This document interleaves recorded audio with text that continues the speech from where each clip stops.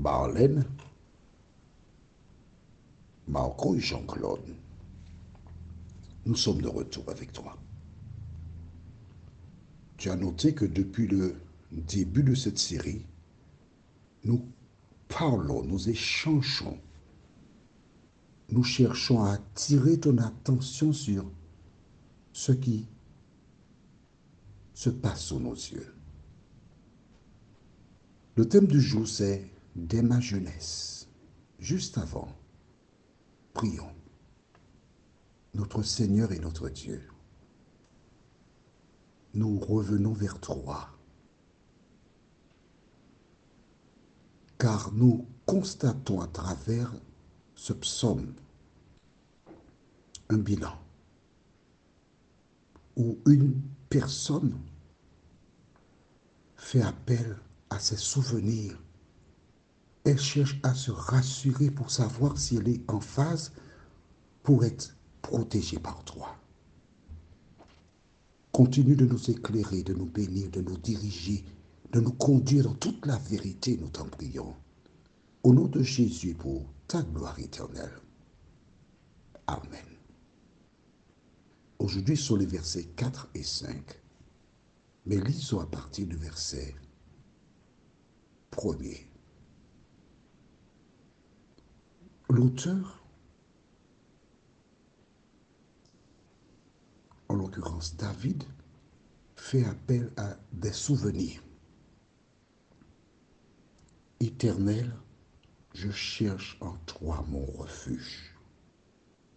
Je veux croire qu'au terme de son existence, il a réalisé que le seul refuge qui existe sur terre, c'est l'Éternel des armées.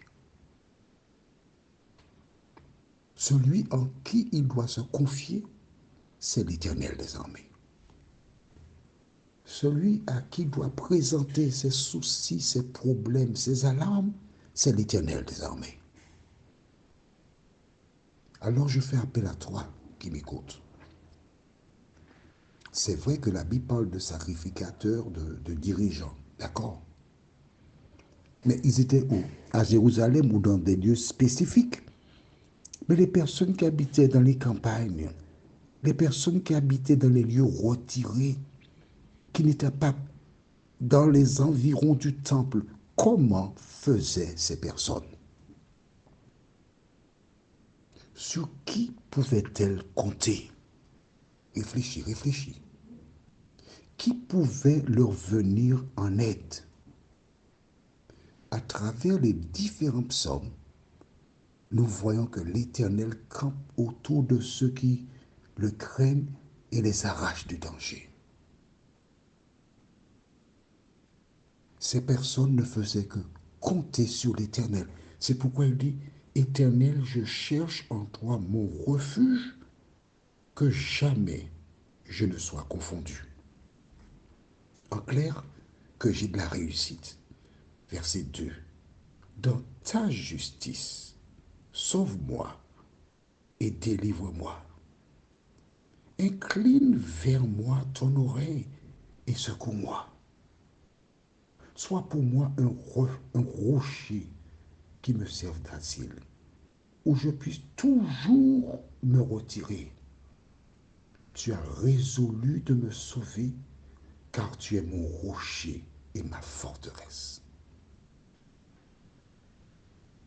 J'ai eu l'occasion d'étudier dans un pays anglophone, Trinidad pour ne pas le nommer,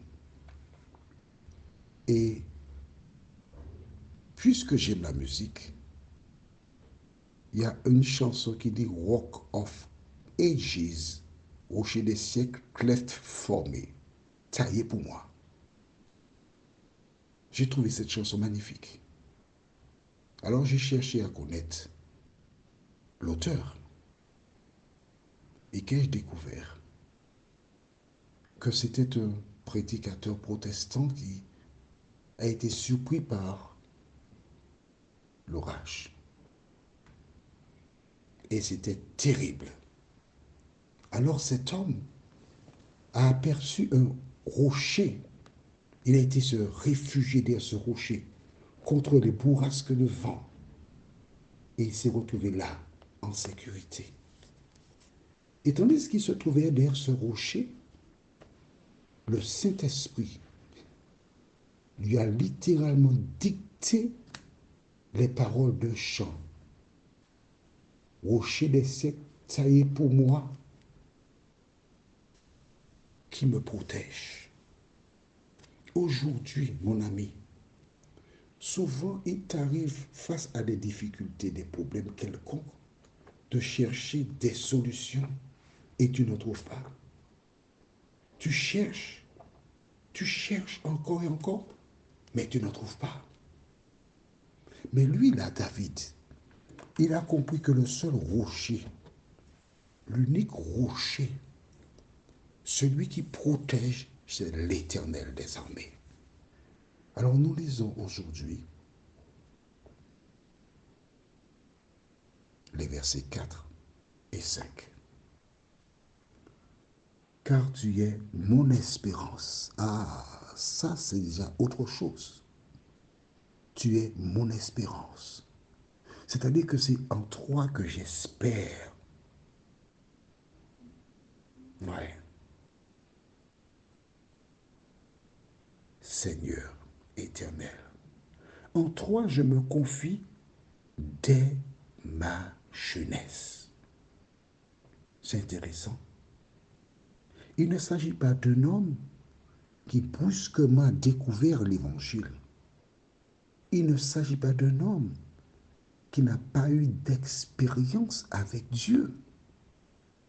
Car dès son enfance, il s'est appuyé sur l'Éternel. Dès son enfance, il a marché avec lui. Dès sa jeunesse, il a investi sa foi. Et maintenant, arrivé à un certain âge, il sait que l'Éternel ne peut pas l'abandonner. Il sait que l'Éternel tient sa part de contrat. Et il est intéressant de voir comment David développe cette idée. Pourquoi?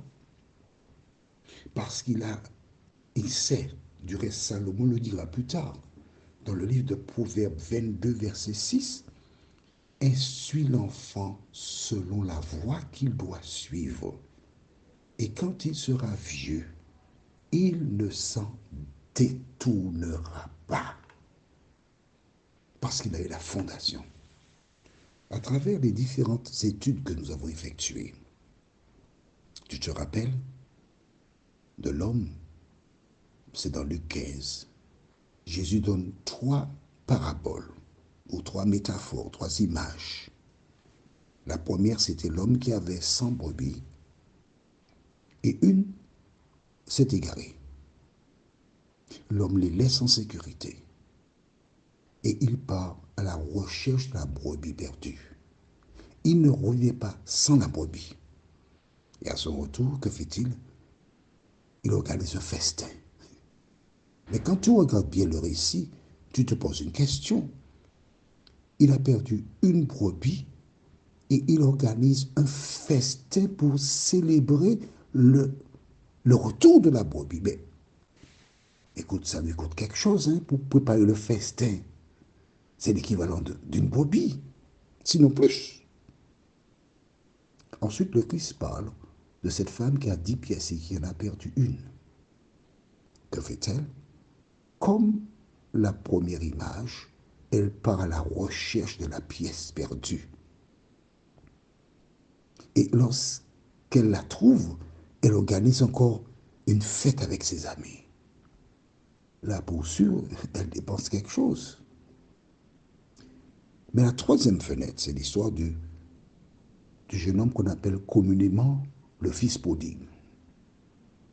Un garçon qui a décidé de partir, de vivre sa vie. Et la Bible déclare qu'il a vécu dans la débauche. Et quand tu es dans la débauche, tu dépenses beaucoup. Il a dépensé tout son bien, tout son héritage.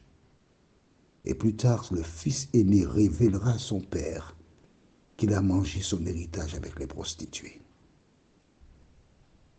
Mais tandis que ce jeune homme était dans la débauche et qu'il a tout perdu, il s'est posé un instant. Il a analysé sa vie. Il a réfléchi. Et ayant réfléchi, il est arrivé à une conclusion. Non, ici ce n'est pas ma place. Je me lèverai, j'irai vers mon Père. J'avouerai mon péché. Je lui demanderai de m'embaucher comme mercenaire. Et le garçon, il fait exactement ce qu'il avait décidé. Et la question que je te pose, pourquoi est-il retourné chez son père? Tout simplement parce qu'il y avait l'amour. Il connaissait suffisamment son père et avait la certitude que le père ne l'aurait pas rejeté. C'est pourquoi il était chez son père. Effectivement, le père l'a reçu. Il organise un festin. Il s'est réjoui. Toi, personne âgée, tu as probablement commis des erreurs, comme beaucoup, dans l'éducation de tes enfants. Tu voulais de leur bien. Tu as été sévère. Certains ont été blessés. Et le courant ne passe plus entre toi et tes enfants. Il ne te reste qu'une seule solution. Reconnaître tes erreurs. Essayer d'arranger la situation afin que tes enfants reviennent à la maison. Et avec eux, tu pourras planifier, organiser l'avenir. Que penses-tu? Mais en tout état de cause, David nous rappelle que l'important, c'est d'être près de Jésus, près de Dieu. Alors je vais te lire une strophe d'un cantique qui dit « Près de Jésus, je trouve un sûr asile. Et si mon ciel est parfois menaçant, il me rassure. En lui, je suis tranquille. Dans ma faiblesse, agit son bras puissant. » Et le refrain dit, près de Jésus, nulle frayeur, la joie est indicible. Près de Jésus, je suis vainqueur, l'âme heureuse et paisible. Prions. Seigneur, beaucoup de personnes rencontrent des difficultés. Beaucoup de personnes se sentent seules, abandonnées.